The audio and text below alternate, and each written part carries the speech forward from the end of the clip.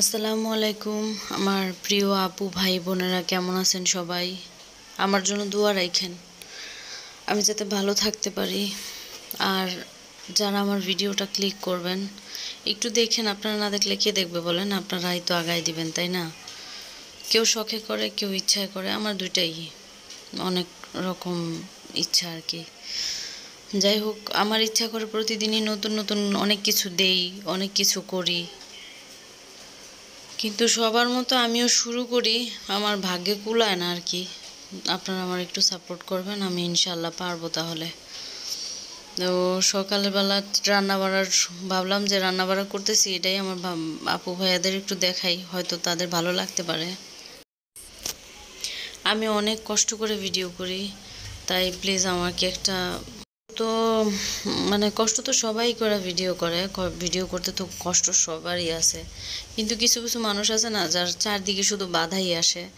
যেমন সবাই বিরুদ্ধে হয় এরকম না, ধরেন আপনি করতে পারেন না, অনেক প্রয়োজন আপনার পয়সা পড়ে, তখন হয় কি আপনার এই প্রিয় জিনিসটা যেটা আপনার জন্য প্রয়োজন আপনি ওটা করতে পারেন না। আমার দশা হয়েছে এরকম। আমি অনেক চেষ্টা করি করার জন্য, নিজের একটু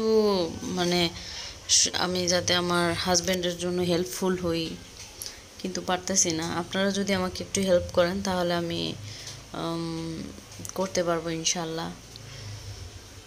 তাই একটা শেয়ার করে দিয়ে না, একটা শেয়ার করে দিলে তো আর আপনাদের কিছু হবে না। যারা যারা শেয়ার করবেন আমাকে বললেন, আমিও তাদেরটা শেয়ার করে দিব, তাহলে হয়তো বা আমরা আগাইতে পারবো এই আর কি। তো গরুর মাংস রান্না করতে তো সবাই জানে কিভাবে গোশত রান্না করতে হয়, তারপরও দেখাইলাম, ভালো লাগলো। আর আমরা তো আমাদের যারা প্রতিনিয়ত ব্লগ ভিডিও করি তারা তো নিজের কাজটাই দেখায়। দেখেন আমি এখন ভয়েস দিতেছি, আমার বাচ্চাটা এখন আবার উঠে গেছে, কি করব বলেন? ওরে কোলে নিয়ে এখন আবার ভয়েস দিতে বসছি। ও আমার হাজব্যান্ড আমার হেল্প করে, আর মাঝে মধ্যে মা আসে, এছাড়া আর কেউ নয়। সবাই তামসা দেখতে পারে কিন্তু সাহায্য করতে পারে না। বুঝিনি তো, একটা মেয়ের যদি ছোট ছোট বাচ্চা থাকে আর হেল্প করা তেমন কেউ না থাকে, আর চারদিকেই খালি ঝামেলা ঝামেলা থাকে, তার উপর কি পরিমাণ প্রেশার পড়ে। আমার অবস্থাটা হয়েছে এমন, কাউরে বুঝাইতেও পারি না, আবার কেউ অতটাও বুঝতে চায় না, আর যে বুঝে তার কিছু করার থাকে না। আসলে কি করব, যে একজনই বুঝার আছে তারও কিছু করা থাকে না।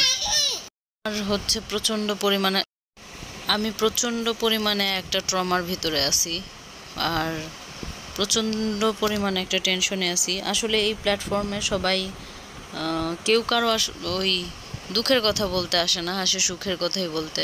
কিন্তু আমি সুখে আছি এটা আমি জানি, তো যেটুকু আছে ওটা ভালো লাগবে না শুনতে, তাই নিজের কথাগুলো বলে বলে নিজের মনটা হালকা করি। আর আশা করি আমার ভিউয়ার্সরা আমার ভিডিওটা একটু দেখবে, আর আমার একটু সান্ত্বনা দেওয়ার অন্তত চেষ্টা করবে। কি বলবো আমি নিজেও জানি না, কি বলতেছি তাও জানি না, হয়তো অনেকের কাছে পাগলামি মনে হতে পারে,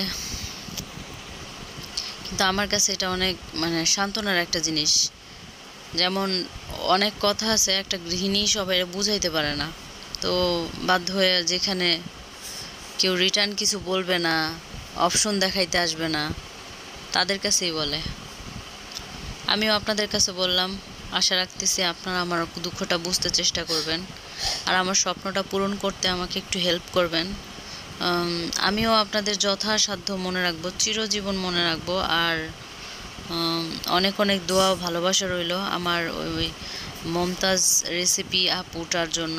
সে আমার প্রত্যেকটা ভিডিও দেখে আর লাইক করে, আমিও তার ভিডিওগুলি দেখি, আর খুবই আমার কাছে খুবই কেমন যেন একটা আছে না, যে একটা ব্লেজ এরকম মনে হয় আপুটার কমেন্টগুলি আমার জন্য। আমার বোন নাই, ধন্যবাদ আপু আপনাকে। আসসালামু আলাইকুম, ভালো থাকবেন, আমার জন্য দোয়া।